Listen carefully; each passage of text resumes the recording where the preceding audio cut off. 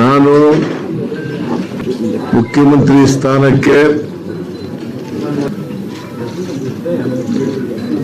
ರಾಜ್ಯಪಾಲರ ಭವನದಲ್ಲಿ ರಾಜೀನಾಮೆಯನ್ನು ಸಲ್ಲಿಸಿದ್ದೇನೆ. ರಾಜ್ಯಪಾಲರು ಊರಿನಲ್ಲಿಲ್ಲ, ಇವತ್ತು ರಾತ್ರಿ ಬರ್ತಾರೆ ಅಂತ ಹೇಳಿ ಅವರ ಕಚೇರಿನಲ್ಲಿ ತಿಳಿಸಿದರು.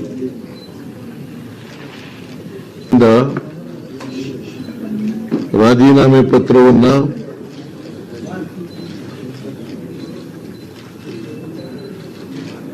ಅವರ ಕಚೇರಿ, ಅವರ ಕಾರ್ಯದರ್ಶಿ, ಅವರ ಬಳಿ ಕೊಟ್ಟಿದ್ದೇನೆ.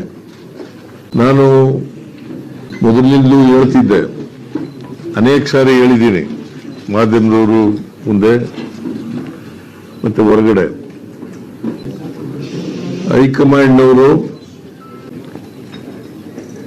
ಯಾವಾಗ ಸೂಚಿಸ್ತಾರೆ ಆವಾಗ ರಾಜೀನಾಮೆಯನ್ನು ಕೊಡ್ತೇನೆ ಅಂತ ಹೇಳಿದ್ದೆ. ಅದರ ಪ್ರಕಾರ ಮೊನ್ನೆ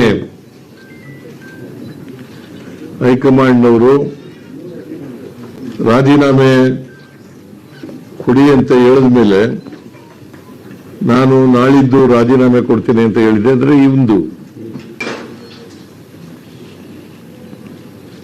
ಹಾಗಾಗಿ ಇವತ್ತು ರಾಜೀನಾಮೆಯನ್ನು ಸಲ್ಲಿಸ್ತಾ ಇದ್ದೇನೆ. ರಾಜ್ಯಪಾಲರು ನನ್ನ ರಾಜೀನಾಮೆ ಪತ್ರವನ್ನು ಅವರು ಬಂದ ಮೇಲೆ ಅಂಗೀಕಾರ ಮಾಡ್ತಾರೆ ಅಂತೇಳಿ ಸಂಪೂರ್ಣ ವಿಶ್ವಾಸ ಇದೆ.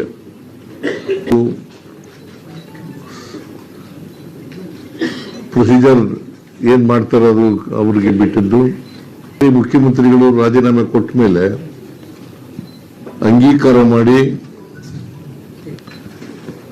ಮುಂದಿನ ಮುಖ್ಯಮಂತ್ರಿಗೆ ಅವಕಾಶ ಮಾಡಿಕೊಡ್ಬೇಕಾಗಿರ್ತಕ್ಕಂಥದ್ದು ಅವರ ಜವಾಬ್ದಾರಿ. ಪಕ್ಷ 135+1 ಸ್ಥಾನಗಳನ್ನು ನಾವು ಪಡೆದಿದ್ದೇವೆ. ಇಬ್ಬರು ಇಂಡಿಪೆಂಡೆನ್ಸ್ ಕೂಡ ನಮ್ಮ ಸರ್ಕಾರಕ್ಕೆ ಬೆಂಬಲವನ್ನು ವ್ಯಕ್ತ ಮಾಡಿದ್ದಾರೆ. ಅದರಿಂದ ನಾವು ಸಂಪೂರ್ಣ ಬಹುಮತದಲ್ಲಿದ್ದೇವೆ.